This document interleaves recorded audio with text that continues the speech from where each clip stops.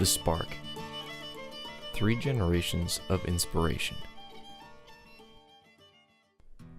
Many ask, where does inspiration come from? Not only through sight, hearing, and the other senses, many artists will answer through the mind's eye.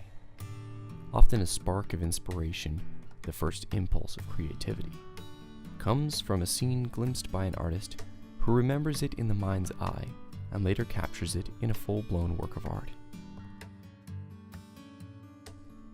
This exhibit of artwork, spanning more than 100 years, affords us a glimpse into the process of inspiration and creativity.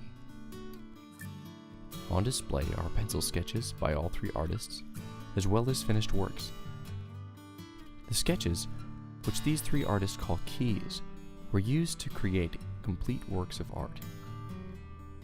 This exhibit allows you to connect the first spark of inspiration, as captured by the artists, with a final outcome. More remarkable is that these 3 artists belong to one family. John Calderwood Worf was born in Massachusetts in 1903. He received his initial exposure to art from his father, Harry Church Worf, a commercial artist and graphic designer. His first formal instruction began at age 14, when he enrolled simultaneously at the St. Botolph Studio in Boston and the Boston Museum School. In 1919, at the tender age of 16, John Worf visited France, Spain, Portugal, and Morocco. During his time abroad, his father was insistent that if his son did not ship 10 paintings home every week, the funding would stop. The painting Cloud Study in France is one of the few oil paintings done by John. With supplies dwindling low, he was determined to fulfill his obligations and used what was available, a bedsheet.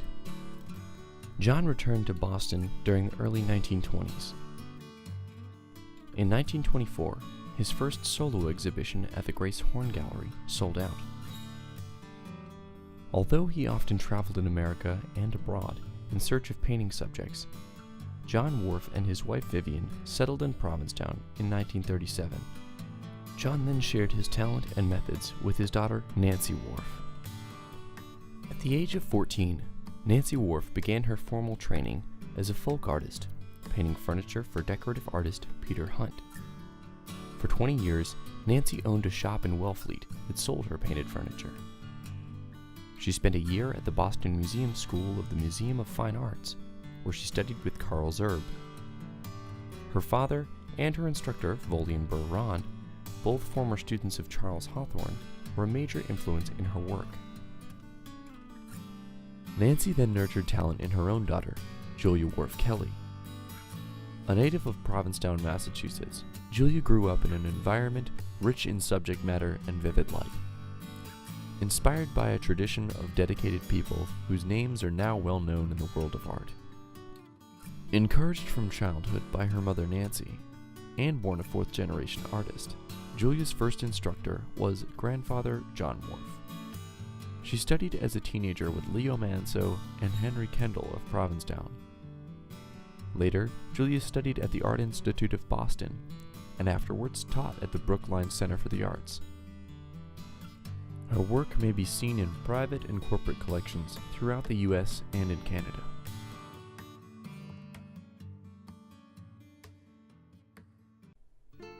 Keys.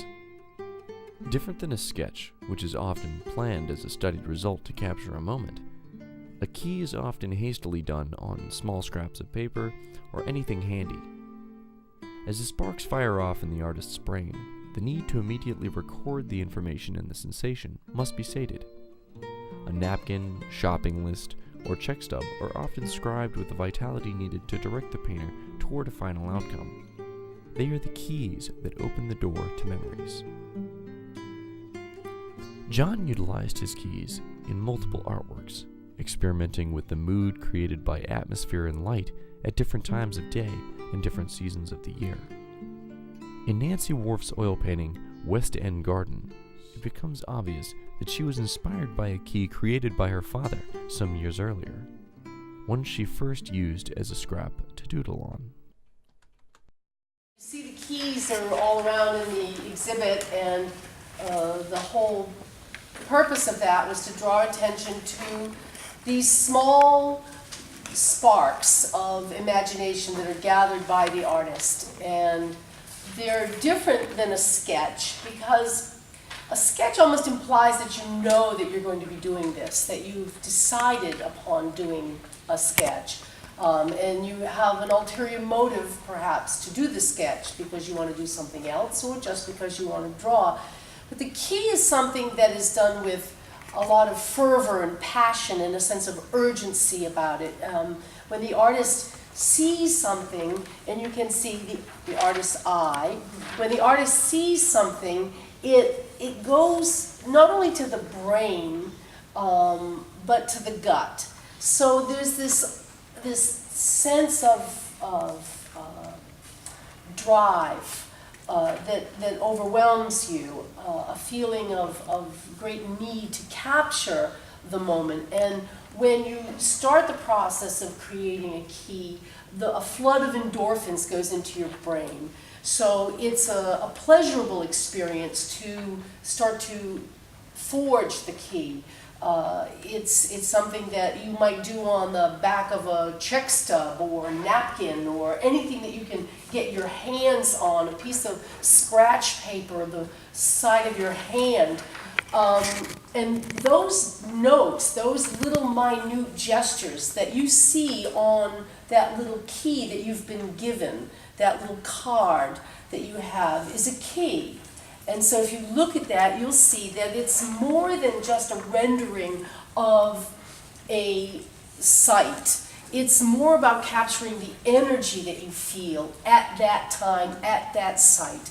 So now you have this key, and you can go through the door of external situations, whatever they may be, that keep you from producing immediately your key and opening that door in your mind to a new and complete thought. So you go through the door, and you may go directly you may go directly to your easel, you may go directly to your typewriter, to your kitchen, to wherever you have been inspired and have written and jotted down this essential information. Or it can take a long time. You can store your keys and use them later.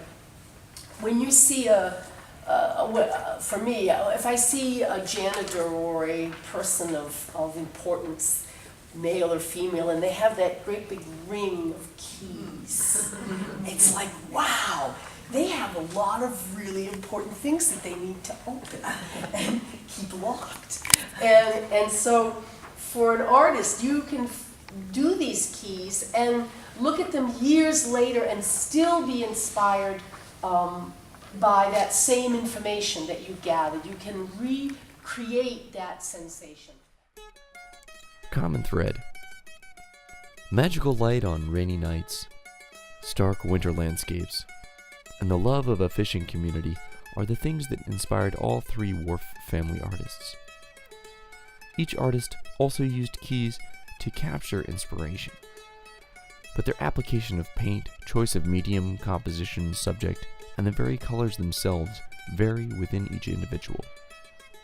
This collection of work reveals the encouragement provided to each new generation to forge new keys and create in ways that are uniquely their own.